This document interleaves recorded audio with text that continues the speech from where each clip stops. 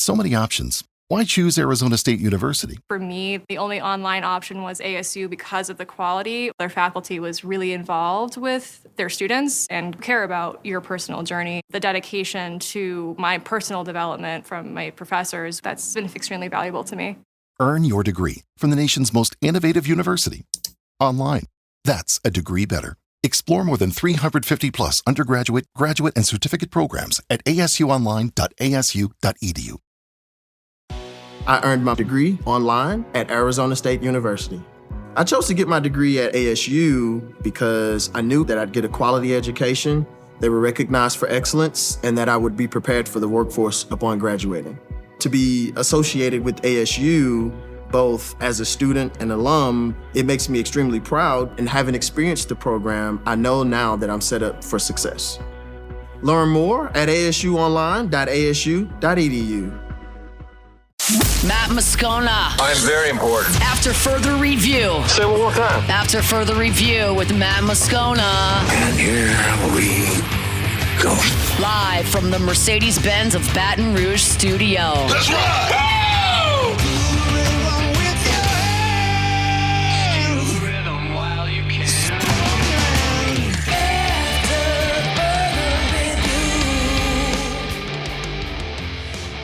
Off and running, hour number 2 after further review here on a Friday, presented by Don Juan Cigar Bar. Musso in for Moscona. Alondra Villarreal, Paul O'Neill along for the ride, and we are glad to have you along for the ride with us as well. No Terrio this week. Guess we'll get back to that next week. Not actually positive on that either, but no Terrio this week. But we still have a jam-packed couple hours left for you here today. Adam Rittenberg will be here at the bottom of this hour, so right about 28 minutes from right now. We'll get his thoughts on what he saw at Big Ten Media Days, thoughts on what Tony Petitti and if Penn State is actually the favorite to win that conference. Rod Walker will be here at the 5 o'clock hour. He's going to recap day number 3 at Saints training camp for us. Jared Jones is officially signed with the Pittsburgh Pirates, so have some thoughts on that as well. So we're jam-packed here as we close out the final 2 hours of the week here on AFR. What I want to do right here is look back at Bill Connelly's SP+. We're all very familiar with that, obviously, by now at this point in how it factors into projecting a college football season. We've gone through it multiple different times. But today, what Bill Connelly did was he previewed the SEC using his SP+. And Bill said something in this piece that I absolutely wholeheartedly agree with, that this is the most wide open the SEC has been in a very, very long time. I mean, there is a handful of teams that can win this. I think that's for a couple different reasons. Obviously, Nick Saban not being in the league anymore is part of that. Kirby Smart and Georgia, while they made a playoff run a year ago and won the league, I mean, I think many would tell you that was nowhere close to Kirby's best team, and they lost the majority of that production from that team. Texas is breaking in a new quarterback, albeit they are stacked on that team. LSU has a 4,000-yard passer return and is expected to make a big leap in defense. Like, there's a lot of people think Texas A&M can surprise folks this season. There's a lot to look at this conference and go, yeah, that could help them win it. That could help them win it. That could help them win it. The more I looked into these SP Plus rankings and projections for the Southeastern Conference in this piece that Connelly put out today, the more I looked and noticed, man, it's hard to not just look at LSU and go, they're going to be there. They're going to be in Atlanta. So let's explain kind of what I meant and the few certain things that stood out the most that led me to that. First and foremost is returning production. And I will give this with a grain of salt and a caveat, because we talked about this with Clemson on Thursday. Clemson has the most returning production in college football. It's like 80%. And when you look back, just one of the last 4 national champions has been in the top 10 in returning production. So returning production isn't the be-all, end-all. But we're not talking about a national championship right here. We're talking about the SEC championship. And for what it's worth, LSU returned 65% of its production. That's not top 10. It's top 25. But even that national championship, angle, LSU's excluded from that. But I used it just because, as we said, returning production, not always the be-all, end-all, right? But LSU, 65% returning production. In this piece, Bill Conley listed 6 teams that are SEC championship, and by that measure, college football playoff contenders. Alabama, Georgia, Texas, LSU, Ole Miss, Tennessee. Of those 6 teams, LSU has the most returning production of those 6. LSU's returning production is the most balanced of those 6. 65% on offense, 64% on defense. You look at Alabama, they're pretty much right there with LSU in returning production, but the majority of it is on defense. Alabama returns 70% of their production on defense. Well, over 50% on offense.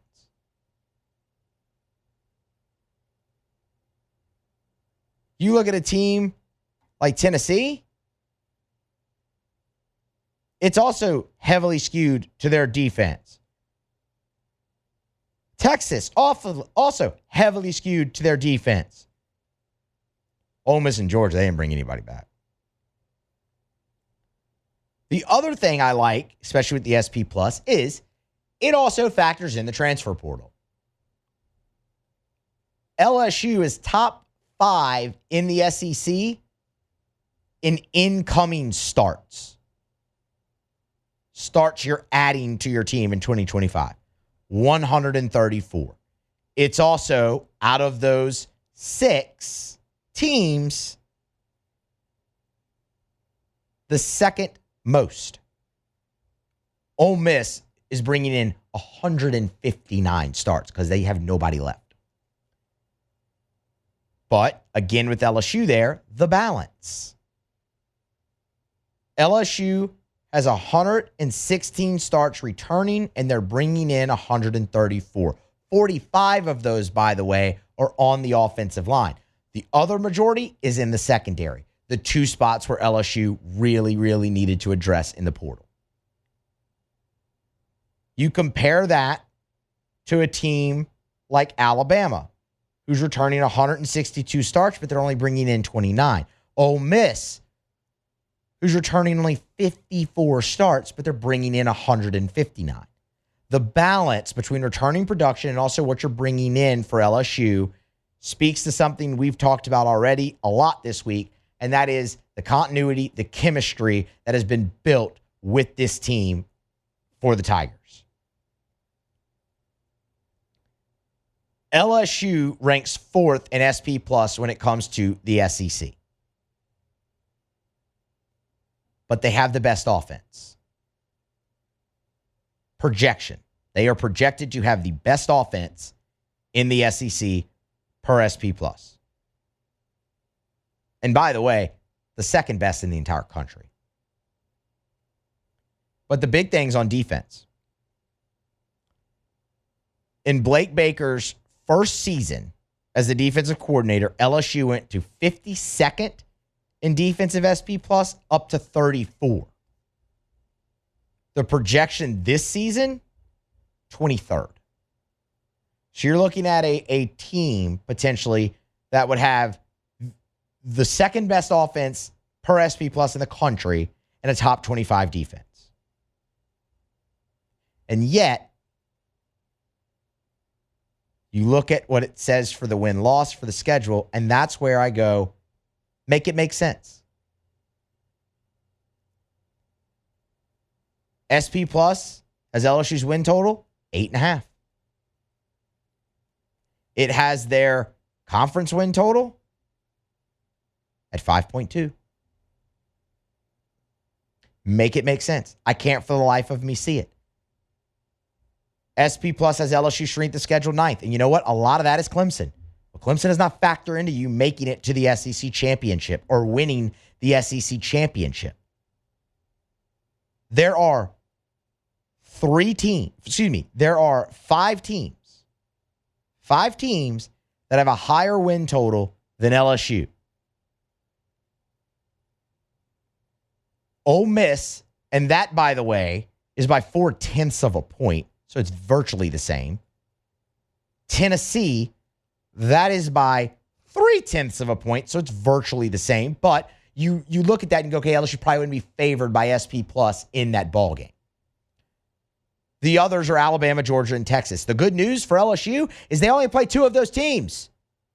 They play Alabama, they play Ole Miss. That's it. Okay, so if SP Plus is going to have you as a loser in those games, where's the third loss in conference play? Please show me.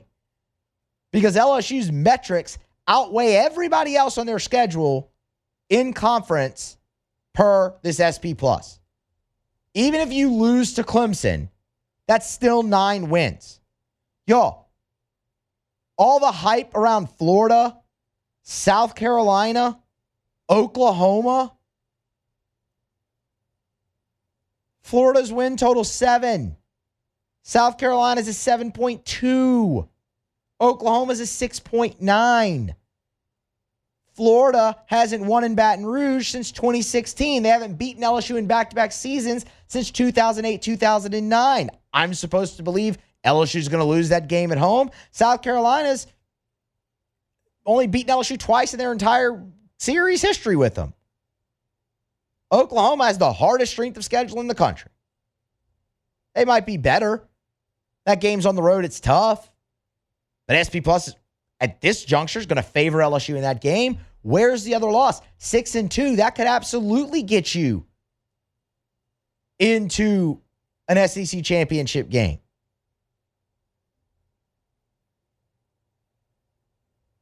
You look at all of that and I go, yeah, LSU on paper might actually have the clearest path to it. Texas definitely has a more favorable schedule. But LSU's schedule, as much as people want to continue to look at it and go, how tough it is, the ranking comes from that Clemson game. Everything else about it sets up extremely well for LSU. You don't play back-to-back road games. In between A&M and Bama, you have a bye. And SP Plus seems to really like them. Second best offense in the country projected and a top 25 defense. Okay. And a favorable schedule. Yeah. I think LSU's and the most returning production out of the contenders that SP Plus has for the SEC championship. Yeah. Give me LSU. LSU's going to be in that game. I firmly believe. I'll go on record right now. I think LSU's in Atlanta. And I think they have a great chance to win it. All right. We're going to grab a break. Come back on the other side. Let's talk Saints receivers. Mason Tipton made some waves at training camp, and Kellen Moore talked about it after, as well as some creative ways to get the receivers involved. What does it mean for the Saints? We'll talk about that next on AFR. AFR.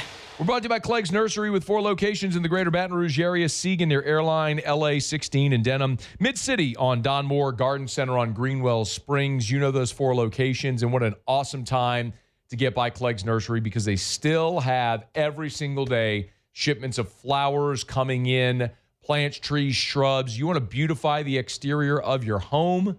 You want to add that pop of color to your flower bed, to your patio pots. Maybe you got unwanted pests like ants or snakes or mosquitoes, wasps. They can help you take care of all of them. Maybe you got weeds coming up in your lawn. You want to get rid of that. Maybe you got dead spots in your lawn.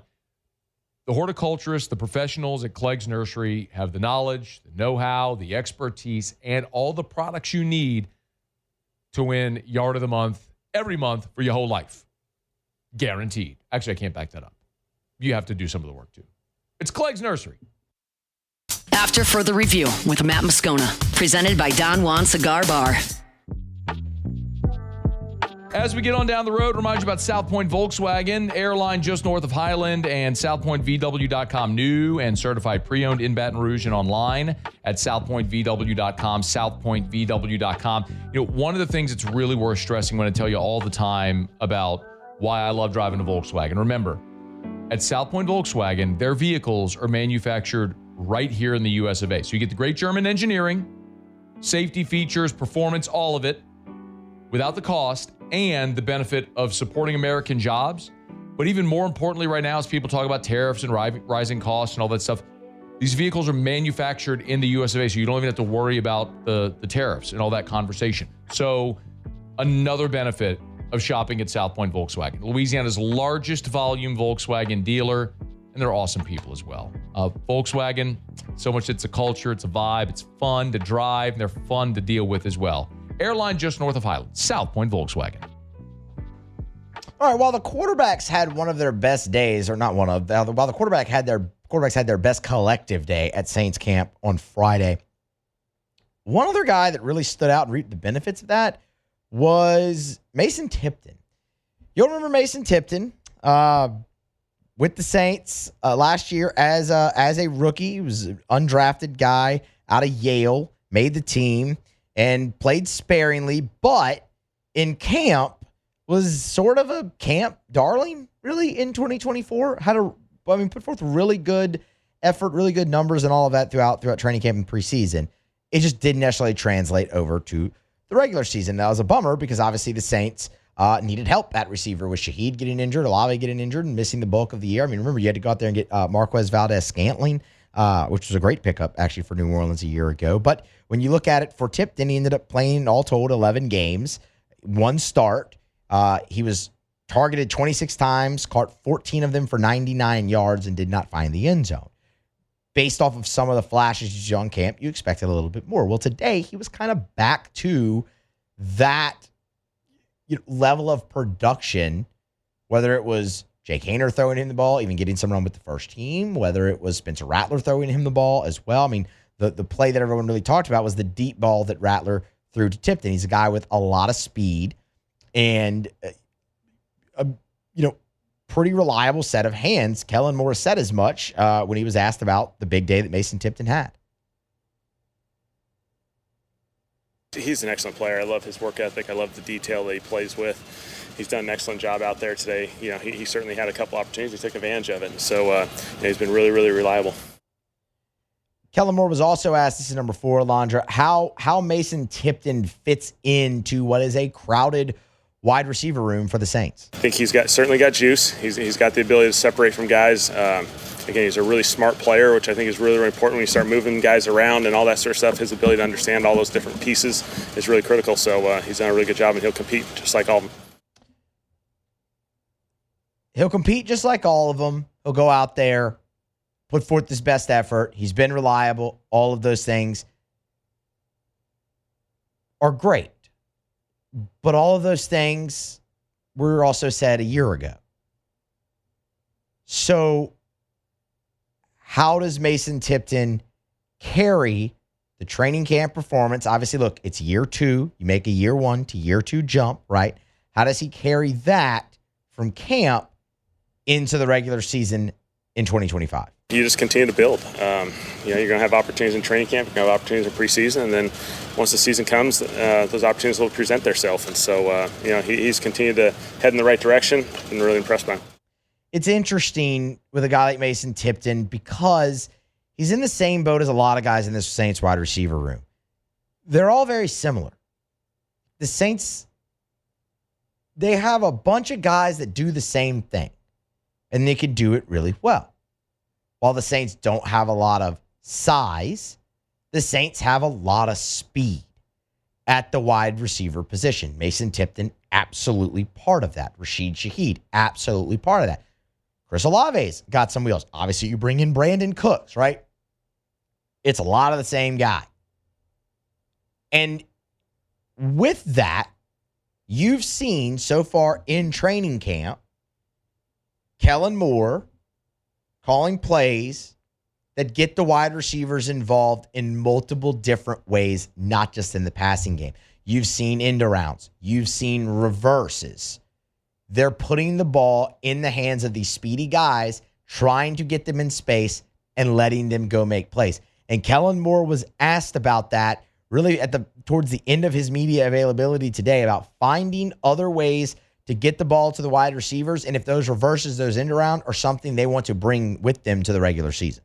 You certainly want to give them opportunities with the football, whether it be, there's different ways, deep shots, the kind of the jet sweep type stuff, and the arounds and all those different things. And so we'll continue to utilize those. And, right now we're really focused on getting the scheme introduced, where guys line up. It's kind of a introductory phase. As you get closer and closer to the season, we'll start getting very, very specific as far as what responsibilities each guy will have.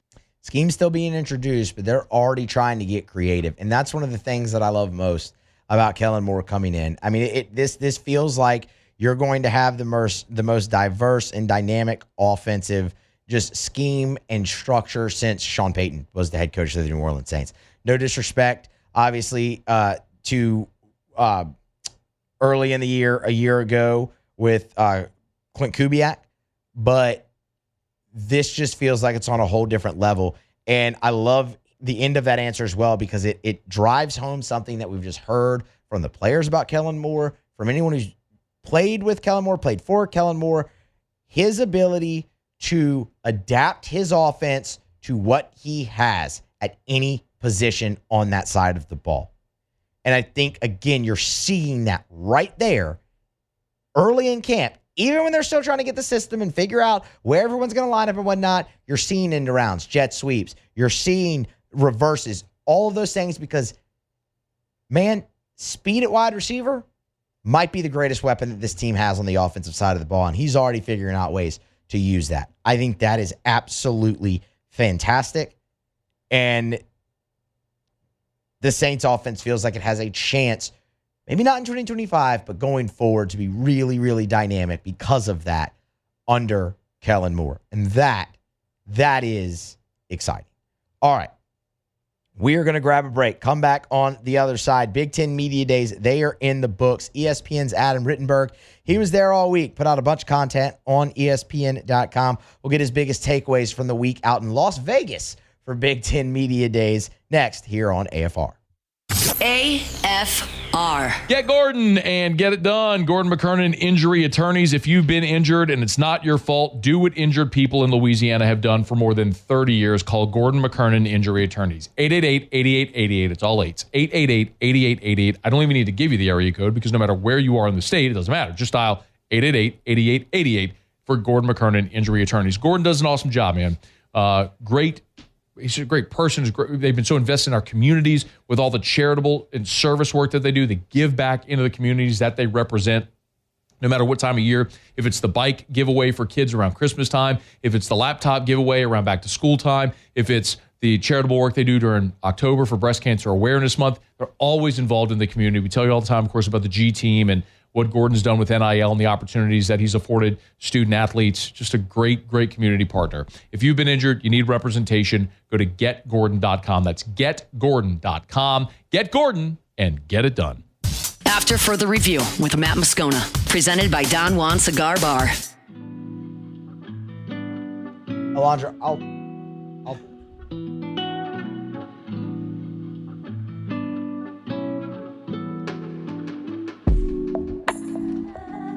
All right, rolling along here. Friday edition of AFR, closing out the week, presented by Don Juan Cigar Bar. Musso in for Moscona. Big Ten Media Days, they wrapped up in Vegas on Thursday. Adam Rittenberg, he's up there in Big Ten country all the time, covers college football for ESPN, but was front and center in Vegas. He joins us now to recap the week that was. Adam, we appreciate the time, man. How are you?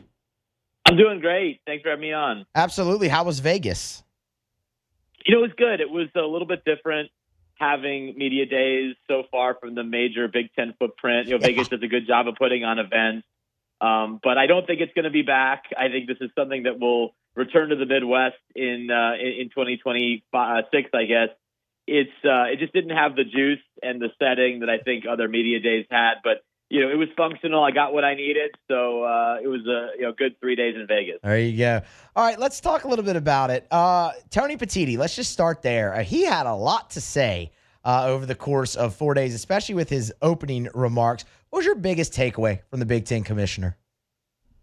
Well, again, this is the first time we'd really heard publicly from Petitti, since the national championship game, which was, again, their strategy very different from Greg Sankey and the SEC, who are a lot more visible. But we knew where he stood on the playoff. I think he articulated it and doubled down on it throughout the week. And you also heard similar support and messaging from the Big Ten coaches, from some athletic directors. This league is very united behind this AQ-heavy playoff format. And, I think they're aware that there's some concern around the country as to what it could mean for college football. But I haven't seen the Big Ten so aligned on something like this for a while. And I think it does speak to the messaging that Tony has and how effective he has been as a leader, even if you disagree with his plan. When Greg Sankey spoke at SEC media days, he very, very much dismissed the notion that there was a rift between the SEC and the Big Ten. Obviously, look, they're the ones in control of this thing, but the SEC even felt some pushback from the coaches in the league on the AQ model and favoring more of the 5+11. Did you get the sense from Tony Petitti that there might be a rift there between the SEC and the Big Ten currently? Absolutely not. I think, they remain in very close contact. Actually, after my one-on-one interview with Petitti, we were just kind of talking off the record about a few things, and he got a call from Greg Sankey and had to leave the room to speak with Greg, and told me that they continue to speak about not just everyone thinks that they're rifting because of the playoff format. I mean, they have to work together on so many different things. Whether it's the new CSC or what's coming out of Washington or some of the global issues around college athletics. And Tony Petitti and Greg Sankey have a relationship unlike I've seen from a Big Ten and SEC commissioner, and covering the Big Ten pretty closely, but obviously all of college football now for a while. And I think there's an acknowledgement that they're not in the same place from a playoff format standpoint, and that there are discussions that will continue. But to cut each other off or to really silo each other, doesn't really help anyone. And I think they see the need, and they want to continue to communicate and get their leagues together, and maybe they'll come to a solution. And if they're not, again, I think both sides, they won't say this that much publicly, but I think there is a comfort level with continuing on with a 12-team playoff. A couple more for you before we get to the actual play on the field that's going to happen in the conference, because I do want to touch on a few teams with you and how they were received at the media days. Why is Tony Petitti and the Big Ten so staunchly and firmly in the corner of the 4-4-2-2-1 model? Well, I think there's a couple of things. You have to remember Tony, spent most of his career either programming television sports or working with MLB, with Major League Baseball, and working with the NFL and places like that, where you have a playoff format that's designed, an expanding playoff format, to keep as many groups involved till the very end. And if a team's record isn't that great, but they've made a run late in the season to get into the playoff, people are still okay with it. And he's also part of a world where they don't select teams for the playoff with human beings. They're either in divisions or they're in very clear formats as far as how you get into the playoffs. So there's that part of it. He's also dealing with a league that is larger at 18 teams, that still plays 9 conference games per year and has 3 major television partners that it must serve as well. The playoff obviously is all on ESPN, and the opportunity to program a play-in weekend and have games not just on Fox but on CBS and NBC is undeniably enticing for the Big Ten and everyone that's around it. It was interesting because I kind of pushed back on, well, why aren't you just demanding that the SEC moves to 9 conference games or have more schedule uniformity? That was something, by the way, the coaches very much pushed for in the Big Ten. But Tony said, hey, they can do what they want with the schedule format, but if we're all feeding into the same system, to have something with AQs and you make it because of how you do in your league, I don't really care how they do their schedule. This is how we want to do our schedule. But if we can have these 4 spots and kind of figure out who gets into them based on what happens on the field, that works for us, and it will also make us more encouraged to challenge ourselves out of conference, because that's what started to shift here the last couple of years. The last 2 national champions didn't face a Power 4 opponent out of conference. If Penn State were to win the national championship in this year, their non-conference schedule is not overly challenging, because the Big Ten and its schools don't feel a need to challenge yourself out of conference when they're already playing one more league game than their primary competitor conference in the SEC.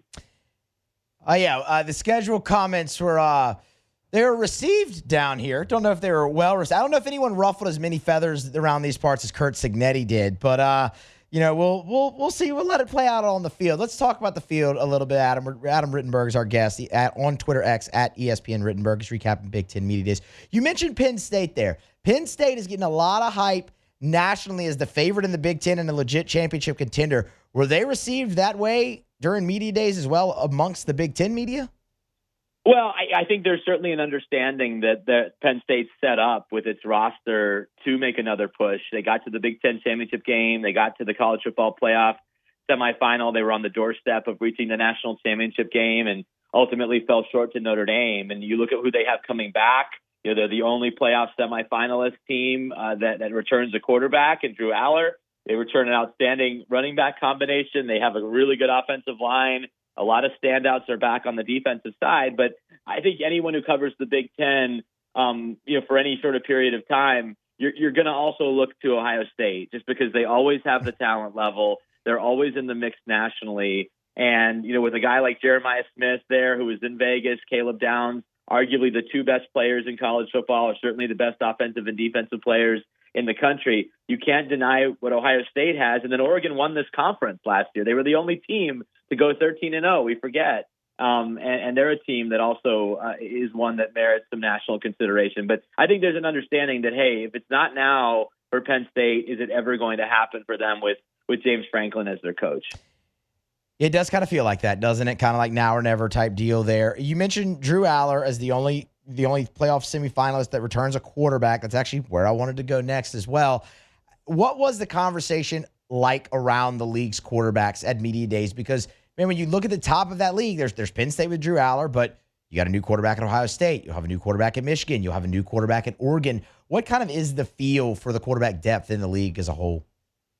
Yeah, I think it's certainly not as strong as the feel when I was down at Big 12 Media Days a couple of weeks earlier in Texas with all the returning players and guys who were in the league championship game in that conference. Yeah, there's more uncertainty other than Drew Aller and a few others. But there's also excitement. What's it going to look like with Bryce Underwood potentially leading Michigan's offense? I know that might be a sore subject down there, but that's a reality that will probably happen this season. Julian Sayin or can Lincoln Keenholz beat him out for the starting job at Ohio State? That's going to be a major storyline. We haven't seen Dante Moore really since he played a bit for UCLA a couple of years ago, but he was the nation's number 2 recruit, now getting a chance to lead Oregon's offense. And then there's some really interesting transfers around the conference. Mark Gronowski coming from South Dakota State to Iowa to perhaps elevate an offense that's really held them back for a while. Fernando Mendoza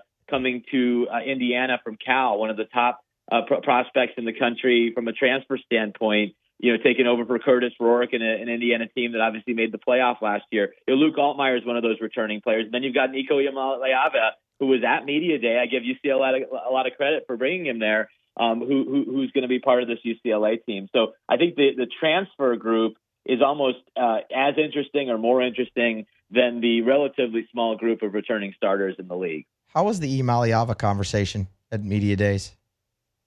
Yeah, no, good. I mean, talking with Deshaun Foster, they believe he symbolizes where UCLA is going, that they were able to, compete financially for him and be attractive enough for him and his family to be the destination he chose after obviously a pretty ugly departure from Tennessee.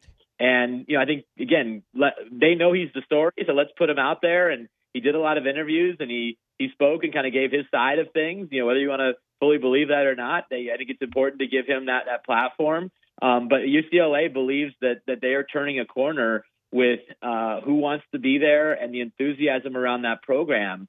No one's out there ripping Chip Kelly, but I'll just say this. It just never felt like Chip Kelly was that rah-rah about UCLA football, even though he was their head coach. Deshaun Foster, he's a UCLA guy. I mean, through and through. And I think it's important to sort of elevate that enthusiasm and excitement around that program. And who better to, do that alongside Deshaun Foster than Nico. Talking with Adam Rittenberg. Two more for you, Adam. Your time very much appreciated. All right, so you said UCLA. They feel like they're kind of turning the corner. I saw PJ Fleck had said something about a college football playoff run not being completely out of reach for Minnesota. Who is the surprise team that you could see potentially in the Big Ten, much like an Indiana was a year ago? Well, I don't know if Illinois qualifies as a surprise, but they're coming off of their first 10-win season since 2001. They returned Luke Altmaier. They returned Gabe Jacobs, who's one of the best defensive pass rushers in the country. So they're on the cusp, right? If they can get through September, which has a road game against Duke and Indiana, I think they're a team we're going to be talking about. Iowa, as I just mentioned, hasn't been far away from the playoff conversation. If they can get their offense in order, I think we'll be in the playoff conversation. I think Washington's a very interesting team, only 2 years removed from playing for a national title. They've got a dynamic quarterback in Damon Williams Jr. Jed Fish is much more settled there than he was at this time last year. And then, can Nebraska do it? Nebraska has been as down on them as anyone, given their track record in the Big Ten. But they bring back Dylan Raiola, who I should have mentioned earlier in your quarterback answer. Yeah. And they have a schedule. I mean, look at this, Matt. They don't play a true road game until mid-October. And their opening game against Cincinnati has been moved to Kansas City, which essentially makes it a Nebraska home game, even though it's a Cincinnati home game. So Nebraska is a really interesting team coming off of its first bowl appearance since 2016. Can Matt Rule take the jump that he had made with Baylor at Nebraska? If so, with a pretty easy schedule, they could be in the playoff conversation. Nebraska's got that Missouri schedule that they have in the SEC here. Yeah. Missouri doesn't leave Columbia until, I think, week 8. They play everything else at home. Oh, man. All right, Nebraska. We'll keep an eye there on Nebraska. Adam, we appreciate the time, man. As always, good stuff. You can get him on Twitter, X, at ESPN Rittenberg. Read his stuff always over at ESPN.com. Thank you as always, man. Thanks for having me, Matt. Appreciate it. Have a good weekend. You do the very same. Adam Rittenberg, of course, senior college football writer over there at ESPN. Covers the whole sport, does a great job at it, but, I mean, he has spent the majority of his time up in Big Ten country, so, I mean, he's really as good of a source as any to go to for Big Ten football coverage. All right, we're going to grab a break. We will come back on the other side. It's a Friday edition of AFR presented by Don Juan Cigar Bar. We're wrapping up hour 2 next with Tigers in the Pros. Stay here. After further review. Brought to you by Action Industries, proud partner of LSU Athletics. ActionIndinc.com. That's where you find them online. You can find them on LinkedIn as well. And one of the things that I tell you often about Action Industries that I really respect the most is Action Industries, they know who they are as a business. They've been around since 1982. So in 42 years, they've really developed a reputation among the petrochemical and refinery markets. And so when it comes to those contractors, these industrial and commercial contractors, like their safety record is exemplary. The work that they do is exceptional, which is why they thrive on repeat business. Well, you don't keep getting hired for 42 years if you're not doing great work. That's Action Industries. But also they know who they are. There's some giant companies that do these mega projects, and they're not going to bid on a $200 million project. But if you have a 100-man job, that's their sweet spot. They're perfect for that. You need to get to know Action Industries. ActionIndinc.com. After further review with Matt Moscona, presented by Don Juan Cigar Bar. We're brought to you by Supper Club. You can book your reservation, supperclubbtr.com, supperclubbtr.com. One of the things about Supper Club that I love is if you want to go to Supper Club and be a baller, you can do it. You want to go to Supper Club and order a $5,000 bottle of Chateau Lafite Rothschild, you can do it. You want to go have $400 shots of cognac, you can do it. You can have experiences at Supper Club that usually are reserved for Las Vegas and New York and Paris and Abu Dhabi. Like, that's here in Baton Rouge. But the thing you got to remember as well, if you want to go to Supper Club and have the best steak of your life and have a few appetizers, dessert, bottle of wine, you can do it as affordably as any other restaurant in town. But the experience at Supper Club is unmatched. Introduced open seating at the bar, first come, first serve. So if you knock off of work, you want to head by Supper Club, you can walk in without a reservation, so you can grab a bar stool or a table by the bar as well. Have a great dinner, maybe cocktail, close some business. Book your reservation, supperclubbtr.com, supperclubbtr.com. All right, as we close out hour number 2 here of AFR on a Friday, let's do so with Tigers in the Pros. Tigers in the pros. They still bleed purple and gold. They're just really rich now. We start with some transactional news, and we start in the NFL. The Atlanta Falcons have signed wide receiver DJ Chark to a 1-year contract. I don't know why LSU players continually have to end up in the NFC South, and Chark's been a chief offender of that, of course, with the Panthers before. But now he'll be a member of the Falcons. 7 seasons in the league for DJ Chark, so this will be his 8th. Spent last year with the Chargers, battled some injuries, only played in 7 games. But for his career, and you're looking at 24 career touchdowns, 3,100 yards. He's turned it into quite the career. It'll continue in Atlanta. Guess I wish him the best, except for when they're playing the New Orleans Saints. Griffin Herring is on the move. The New York Yankees today acquired Ryan McMahon, a third baseman from the Colorado Rockies, for a couple of minor leaguers and some cash. One of those minor leaguers was Griffin Herring. Herring, now a member of the Rockies. He's been assigned to High A Spokane, where he will continue his development there. He's been awesome so far this season, his first full season in minor league baseball. Spent time at 2 levels, low A, high A. He's 7-3 combined with a 1.71 ERA, 16 starts, 89 and a third innings. He's punched out 102. See if the Rockies potentially aren't a spot where he could maybe be fast-tracked a little bit more now that he's in an organization for a major league franchise that stinks, because the Rockies stink. I actually feel bad for Griffin Herring that he now has to be a part of that just awful franchise. But if it means he can get to the major leagues faster, then I'm all for it. Best of luck continued to Griffin Herring. WNBA action. Let's see. Angel Reese missed the Skies game a night ago with a back injury. She's been nursing that a little bit. Not too serious, just some load management, as she did play in the All-Star game this past weekend. Haley Van Lith for the Chicago Sky, 24 minutes off the bench, 8 points, 5 assists. She shot 3 of 8 from the floor. And then Anissa Morrow with the Connecticut Sun, 13 minutes off the bench, 5 points, 8 boards for Morrow, as she's put together a pretty steady, solid rookie season there in the WNBA. There were only 4 Major League Baseball games a night ago, and none of those featured former LSU Tigers, unfortunately.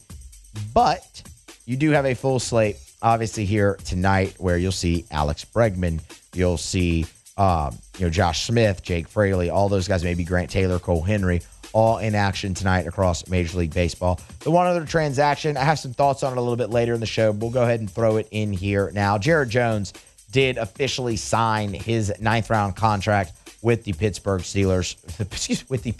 Pirates, he will start his professional career, as we all assume. So congratulations to Jared Jones, and the best, in his future in professional baseball. As I said, in the next hour, I have a little bit more broader thoughts on Jared Jones, his career at LSU. So we'll get to those. We'll get to those then. There you have it. That is Tigers in the Pros. This is AFR, presented by Don Juan Cigar Bar. Alondra, we're behind on floaters. We have time right now. You want to hit First South Farm Credit? We can do that. We can let Matt go ahead and give us the goods there. AFR is brought to you by First South Farm Credit. You know where to start. Your first call, your first visit, your first option when it comes to buying land in Louisiana is First South Farm Credit. And honestly, it doesn't even have to be land in Louisiana, because First South Farm Credit can help you buy land in any of the contiguous 48. And they've got more than 40 branches in Louisiana, Mississippi, and Alabama. So if you're right here in the Southeast, there's First South Farm Credit locations all near you. But remember, like, for example, let's say a lot of our audience in New Orleans, of course. You're living in New Orleans. Maybe you're starting to build a family, grow a family. You want to move to the North Shore like a lot of people do. You want to buy the 100 acres in Tangipahoa. You can. And First South Farm Credit can help because they have an office in Amite. So you can walk in there. You can do business with someone who talks like you, lives where you live, and help you buy land wherever you want to buy land in the contiguous 48. It's First South Farm Credit. If you're thinking of buying land, your first call, your first option should be First South Farm Credit. FirstSouthLand.com. All right, as we put a button here on hour number 2 of AFR, I'll remind you of a few things. Matt is back from vacation on Monday, so show returns to its normal operation this coming Monday. I'm sure he's going to have a lot of thoughts on a lot of the stuff that he missed, as well as the first full week of Saints training camp and all of that. He will actually be on remote in Houston on Monday at the Rustic. So if you're an AFR listener in Houston, you want to go see the show live, Matt will be there in Houston on Monday broadcasting from the Rustic. But show will return to its normal operation there. And I'm sure we'll be jam-packed because y'all football season's here and LSU starts camp next week. So there's going to be a lot for Matt when he gets back here. We'll grab a break. We will come back on the other side. Sports Center, get you caught up. National headlines right there at the top of the hour. Then we will head down to New Orleans, talk with Rod Walker of the Times Pick and the New Orleans Advocate. He was at Saints training camp today. Get the boots on the ground, report everything that he saw from a big day from the quarterbacks, as well as some talk about the Saints defense as well. Plenty more to still come along. Y'all stay here. It's Friday's AFR, presented by Don Juan Cigar Bar. Hour 3 is next. After further review. AFR is brought to you by Parish Restoration. Kill mold, remove odor, other harmful pathogens, commercial or residential. As a matter of fact, Parish Restoration, I love the process, by the way. If you go to the website at parishrestoration.com, you can see videos of their patented non-toxic dry fog treatment. So you see exactly what it looks like. Very cool. But they have fogged, over at Parish Restoration, they fogged one of the largest buildings in the entire state of Louisiana. So it doesn't matter if it's your office building, your church, whatever it may be, school, or your home. They can even fog your car. Maybe your car has a weird odor, musty smell. Maybe you bought a used car from a smoker and you can't get that smoky smell out. This will do it. They'll come while you're at work, fog it. By the time you're done with work for the day, boom, you're back in a clean-smelling, fresh-smelling vehicle. It's Parish Restoration. Learn more at parishrestoration.com. Parishrestoration.com. Do business with someone you know. Parishrestoration.com.